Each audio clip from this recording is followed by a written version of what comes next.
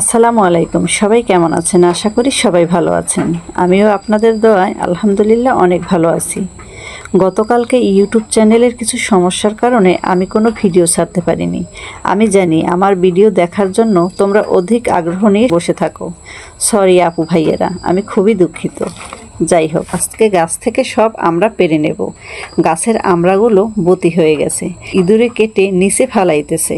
তাই দুই ভাই মিলে আমড়াগুলো পেরে সবগুলো ঝাঁপিতে উঠিয়ে নিয়েছে।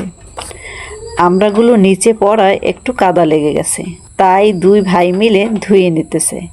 আমার যা রান্নার জন্য সব কিছু কাটাকাটি করে নিচ্ছে। আমি এদিকে হাঁড়ি পাতিলগুলো সব ধুয়ে নিয়ে আসলাম। আমার শাশুড়ি চুলায় রান্না বসিয়ে দিয়েছে।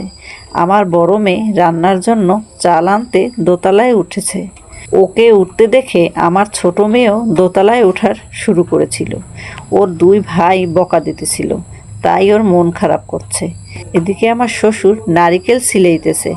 আমার যা বলেছে আজকে নারিকেল দিয়ে আমরার মোরব্বা রান্না করবে। যেহেতু আমরার মোরব্বা রান্না করবে, তাই দুপুরে রান্নাগুলো তাড়াতাড়ি করে নিতেছি। ইলিশ মাছ কচুরগাটি দিয়ে রান্না বসিয়ে দিয়েছি, আর ডিম বুনা করে নিচ্ছে। আমার শাশুড়ি আমড়া কেটে দিতেছে। আমি আমড়া সেদ্ধ করার জন্য একটা পাতিলে পানি জোশ গরম করে নিয়েছি। এবার আমড়াগুলো ঢেলে দেব। টকটক ভাবটা ছাড়িয়ে নেওয়ার জন্য ভালো করে সেদ্ধ করে নিতে হবে। এদিকে আমার যা রান্নার জন্য নারিকেল বাটতেছিল। নারিকেল বাটা রেখে মোবাইল আনতে গিয়েছিল।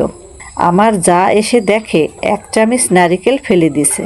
আমার যা আমাকে ডেকে বলছে, দেখো তোমার মেয়ে নারিকেল বাটতে বসেছে, এখন আমি যাই ঘুমাই, তোমার মেয়েই বাইটে দেবে এনে। যাই হোক, এদিকে আমার আমড়া সেদ্ধ হয়ে গেছে। আমার যা আমড়া রান্নার জন্য নারিকেল বেটে নিয়েছে।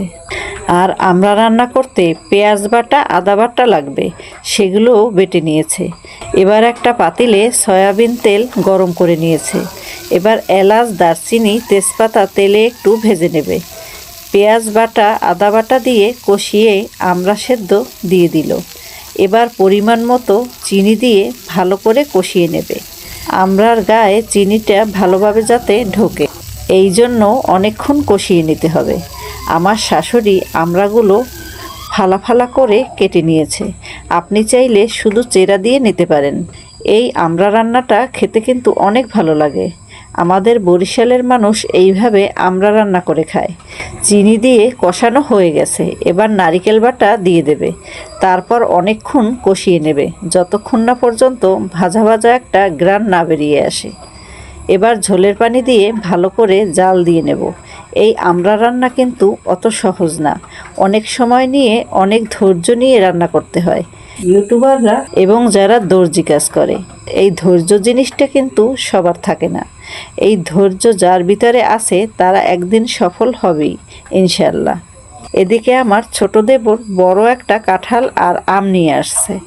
আমি আর আমার মেয়ে আমগুলো বের করে নিতেছি। তাসনিয়ামণি হাতে একটা আম নিয়ে সবাইকে দেখাইতেছে ওর চাচা আম নিয়ে আসছে। আজকে এই পর্যন্ত। আগামীতে নতুন কোনো ভিডিও নিয়ে আবার আপনাদের সামনে আসব। ভালো থাকবেন, সুস্থ থাকবেন। আল্লাহ হাফেজ।